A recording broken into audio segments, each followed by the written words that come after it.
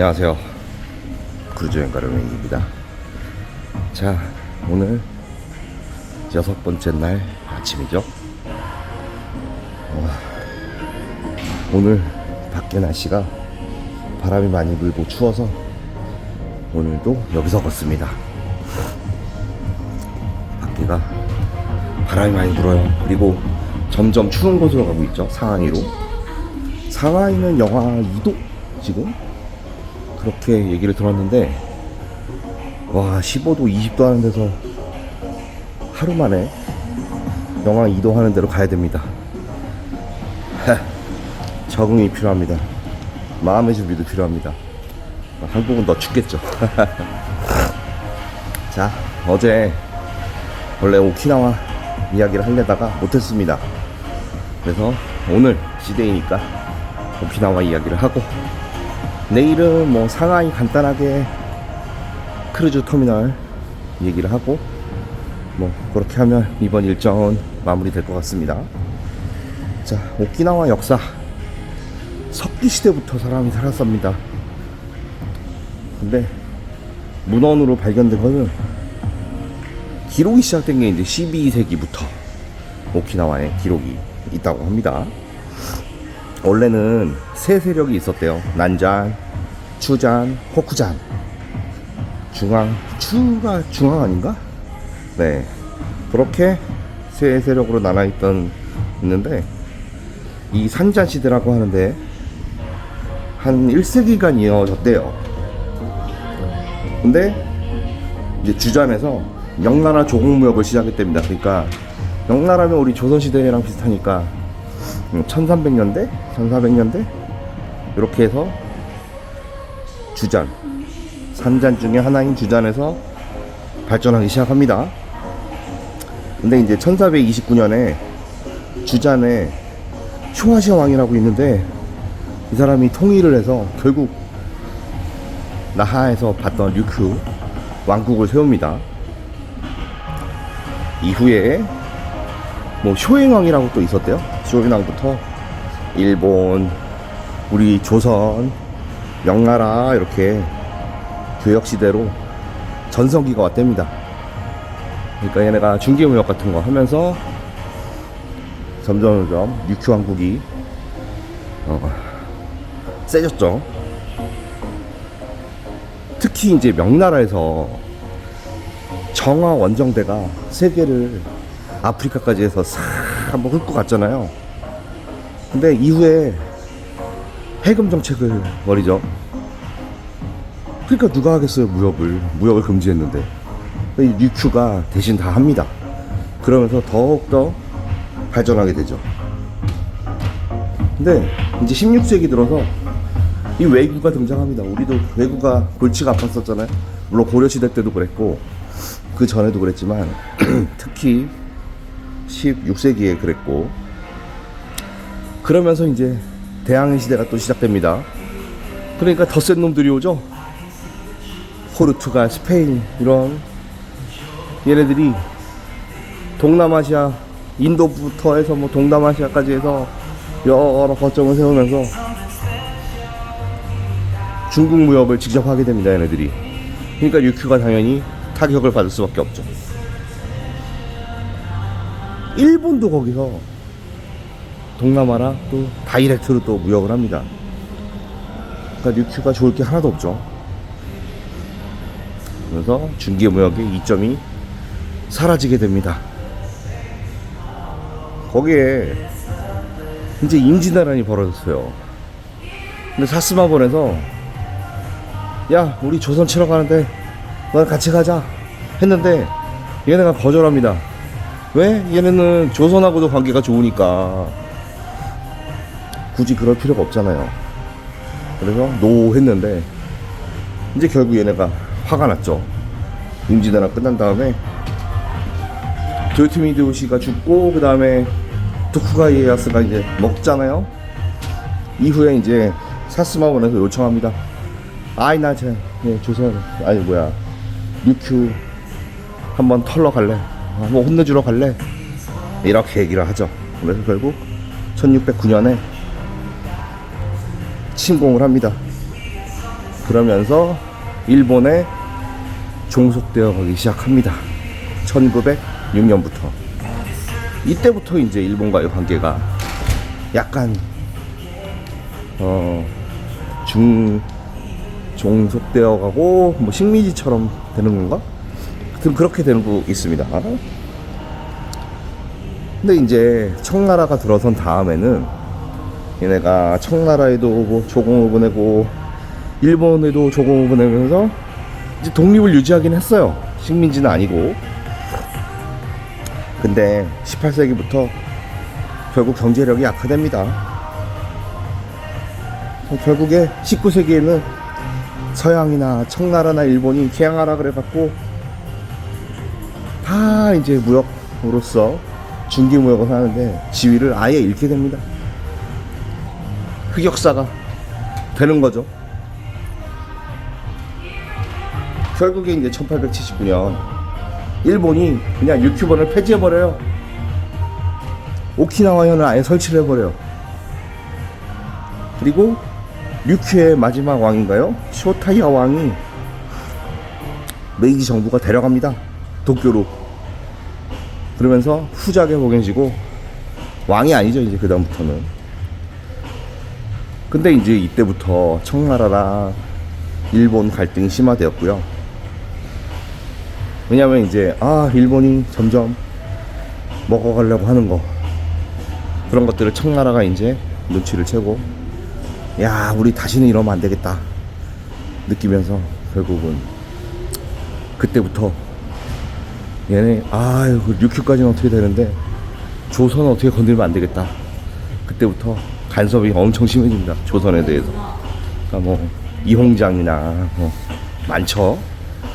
그런 사람들이 우리 역사책에서 배웠지만 우리 내정에 엄청나게 간섭을 하고 일본이 못 먹게 영향력을 줄어들게 막 그렇게 노력을 합니다.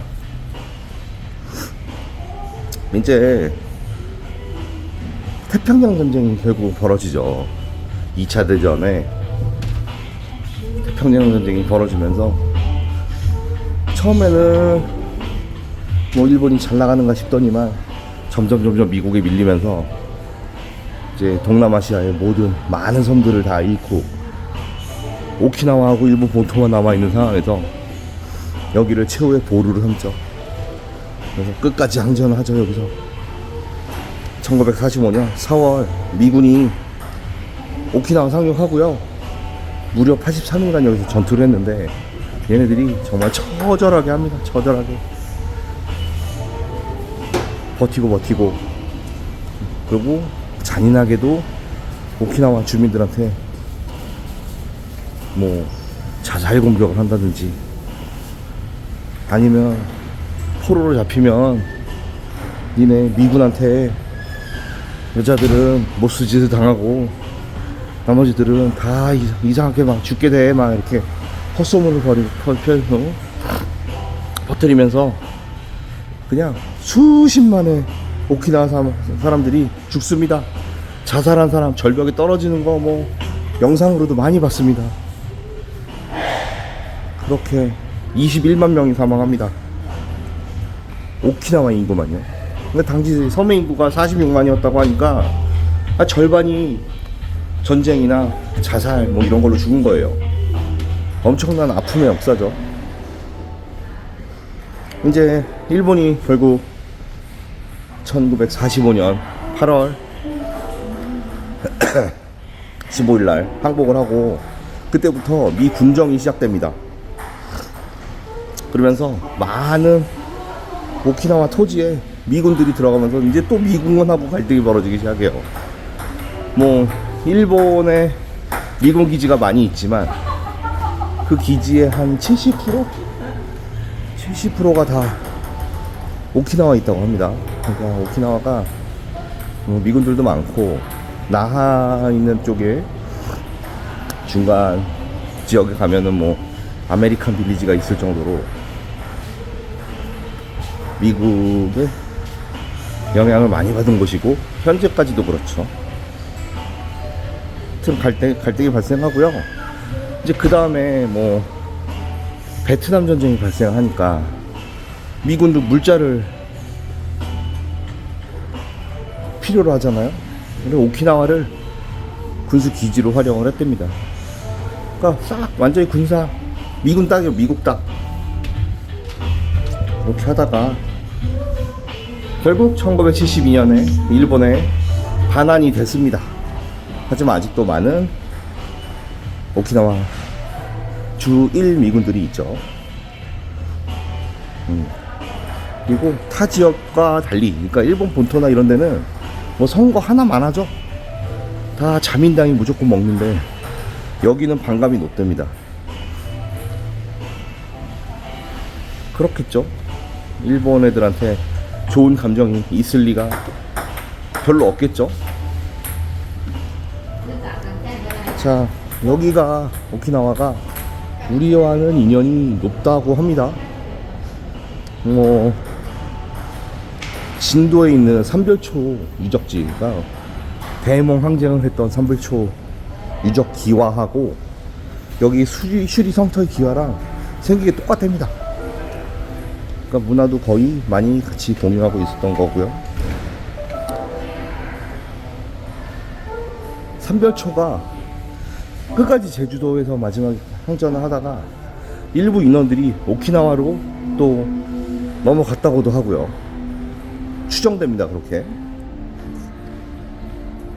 또 중요한 거, 임진왜란 때 이 명나라가 우리를 테스트하지 않습니까?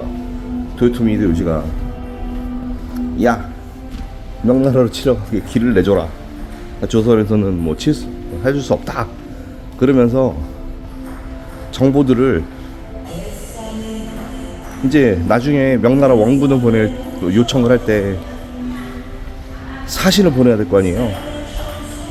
근데 그거보다 리쿠 왕국에서 명나라한테 고자질한 게 더 빨랐다고 합니다. 처음에는 뭐죠? 이게 정확한지 모르겠는데 명나라가 이 조선 놈들이 일본하고 같이 진짜 침공하는 거 아니냐 이렇게 의심을 하기로 했다고 하네요. 왜? 일본이 길을 빌려달라고 해서. 그래갖고 처음에는 믿지 않다가 뭐 계속 북쪽으로 피신을 가면서 그러면서 이제 상황을 인지하게 되고 미리 이미 명나라는 일본이 조선을 들어갔다는 것을 알고 있을 정도로 류큐는 일본하고의 무역도 중요했고 이 명나라하고의 관계도 중요했고 독립국으로서의 영향을 주는 것을 선호했을 겁니다. 근데 어쩔 수 없어요. 국제 정세라는 게 약한 나라는 망하게 돼 있습니다. 뭐 물론 요즘 현대사회 같은 경우야 뭐 유엔이라든지 뭐 그런 것들이 있어서 아주 쉽게 뭐 병합을 한다든지 뭐 그런 건 없지만 지금 뭐 우크라이나 사태나 우크라이나 전쟁이나 뭐 그런 것만 봐도 좀만 힘이 세도 침략하고 그런 것은 뭐 지금 현재까지도 계속 이어지고 있는 거고요. 뭐 중국하고 대만과의 관계도 그렇고 대만이 뭐 예전부터 경제력은 어느 정도 유지해 왔기 때문에 중국과 맞짱을 뜰 준비를 할 수도 있는 거고요. 근데 되게 궁금했던 게 이제 저희 크루즈가 대만도 지나왔고 이제 오키나와를 지나서 중국으로 가지 않습니까? 근데 어제같이 투어를 했던 대만 림한테 물어봤어요. 너는 국민당을 좋아하니 민주당을 좋아하니 물어보니까 자기는 뭐 둘 다 그런 거 신경 안 쓴다 그렇게 얘기하더라고요. 그리고 상하이 쪽이나 이런 데서 자기 이제 일할 때 은퇴하기 전에는 편한 자유롭게 왔다 갔다 하면서 일을 했다고 합니다. 그러니까 대만과 중국 관계도 뭐 정치적인 그런 개념이 없으면은 아주 괜찮은 관계인 것 같아요. 그래서 제가 그것도 물어봤어요. 야, 너는 내성이냐 외성이냐 물어보니까 그런 단어도 잘 모르던데요. 그 번역기까지 써가면서 언제입니까? 국민당 정부가 넘어간 이전 이후를 내성인하고 외성인은 뭐 이렇게 얘기를 들었는데 너는 어디에 속하냐? 그러니까 내성이 외성인에 대한 개념이 없어요. 나이가 좀 있으신 분인데. 근데 설명을 합니다. 아, 우리는 훨씬 그 이전부터 조상들이 거기서 살았어. 대만에서 한 200여 년간 살았어 하니까 아, 그러면 당신은 내성인이구나 뭐 이렇게 얘기를 하면서 그렇게 생각했어요. 그럼 내성인이면 보통 중국과 하나의 중국을 생각하진 않는다고 제가 얘기를 들었거든요. 보통은. 근데 뭐 그런 것도 아닌 것 같고. 뭐 정치라는 게 좀 그런 것 같습니다. 우리나라도 그렇죠. 저는 딱 중간이에요. 중간. 저는 뭐 정치 얘기하긴 그렇지만 국민의힘, 뭐 민주당 저는 뭐 똑같습니다. 저한테는 누가 나라에 도움이 되게 정치를 하느냐, 그게 제일 중요하죠. 나라를 팔아먹는 매국노는 걸러내야 됩니다. 근데 좀 아쉬운 게 우리나라는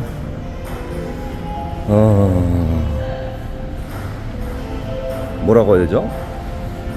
좀 본인의 견해라든지 그런 것들을 접수하는 루트가 다양하지 않은 것 같아요. 정보를 입수하는 것 자체가요. 좀 다양하게 정보들을 좀 종합하면서 스스로 좀 생각하면 좋겠는데 스스로 생각하지 못하는 것 같습니다. 많은 사람들이. 다이렉트로 말씀드리면 아주 선동에 아주 쉽게 움직이는 것 같아요. 그런 거 보면 조금 안타깝다는 생각이 들기도 하고,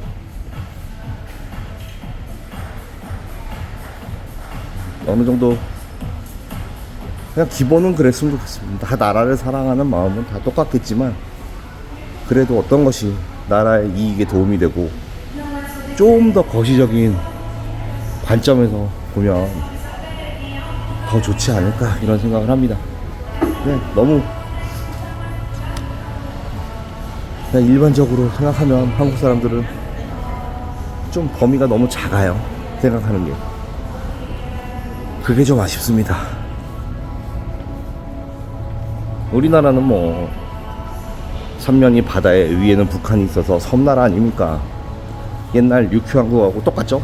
류큐처럼 네, 중개무역 같은 거 주변하고 관계가 되게 중요하죠. 그러면 결국은 또 역사는 반복된다고 하니까 우리가 힘이 약해지게 되면 또 안 좋은 일이 일어날 거란 말입니다. 그 전에 힘을 좀 키워놓고 어느 정도 정체성, 대한민국에 대한 정체성이라든지 그런 게 있으면서, 그러기 위해서는 역사 교육도 제대로 해야 되고요. 왜곡된 역사라든지 그런 것들은 하루 빨리 좀 다시 배워야 되지 않나, 빨리 고쳐야 되지 않나, 이렇게 생각을 합니다. 우리나라 참 그렇죠. 외국의 영향을 지금도 많이 받죠. 중국의 영향도 많이 받고 미국의 영향도 많이 받고, 일단 거대한 두 나라가 우리에게 많은 영향을 주고 있는데, 그냥 저는 그렇습니다. 슬기롭게 잘 헤쳐나가면 좋겠고, 대통령 하나에 의지하지 말고, 뭐 당 하나에, 뭐 정부 하나에 의지하지 말고 좀 합치 좀 했으면 좋겠습니다. 진짜 합치해서 더 부강한 대한민국이 되면 얼마나 좋을까 라는 생각을 하는데, 뭐 정치라는 게 그러면 안 되나 봅니다. 옛날 조선시대부터 붕당 정치가 시작하면서 동인 서인부터 북인 남인 뭐 별의별 뭐 그런 게 다 있었잖아요. 그런 거 보면은 그런 거 자체를 나눈다는 것 자체가 저는 매우 불만입니다. 왜 나눕니까? 왜 편을 가릅니까? 그러지 말고 좀 합치를 해야 되는데 좀 아쉽고요. 아이고 뭐 오키나와 역사 얘기를 하다가 별의별 얘기까지 다 하게 됩니다. 자, 이제 오늘은 시데이고 오늘은 좀 프로그램이 많은 것 같아요. 선상진문에 뭔가 글자가 가득 차 있어서 제가 모닝 브리핑을 마친 다음에 한번 일정표 나와 있는 것들, 한글로 된 일정표 있죠? 그거 한번 영상에 담아서 한번 공유해 보도록 하겠습니다. 아이고 바람이 많이 부네요. 밖에 나가기가 겁나네요. 그리고 날씨 보세요. 아침 이제 점점 해가 뜨고 있지만 우중충합니다. 그리고 아이고 이제 상하이에서 바로 한국으로 돌아가게 되면 해야 할 일들이 산더미입니다. 하지만 뭐 한 달 정도 더 지나면, 한 40일 정도 지나면 또 한 달간 또 크루즈를 타게 되니까 또 열심히 또 살고 또 한 달간 재밌게 크루즈 생활하고 아유 그래야겠습니다. 자, 뭐 내일 이제 하선을 하게 되는데 전체적인 총평 약간은 달라졌습니다만 큰 틀은 벗어나지 않습니다. 어제 말씀드렸던 총평에서 오늘까지 좀 더 경험해보고 내일 아침에 상하이에 도착해서 마지막 브리핑, 상하이에서의 마지막 브리핑을 한때 더 자세하게 말씀드리도록 하겠습니다. 자, 이상 여기 뭐 남중국해인가요? 대만 해협인가요? 아무튼 그 사이에서 크루즈 여행가 로밍이었습니다. 시청해주셔서 감사합니다. 지금 저는 레스토랑에 왔는데 먼저 에그 베네딕트를 시켰고요. 그걸 먹고 이제 다른 사람들 보니까 일본식 아침 식사를 먹는 게 특이해서 시켜봤습니다. 제가 나또나 이런 거 엄청 좋아해서 한번 일본식으로. 야, 명란젓도 있네. 와, 스고이. 예, 이치바. 옆에 이제 일본 분들 계시고, 야, 아주 마음에 듭니다. 이런 것도 크루즈에서 보기가 힘든 거죠. 이런 건 좋습니다.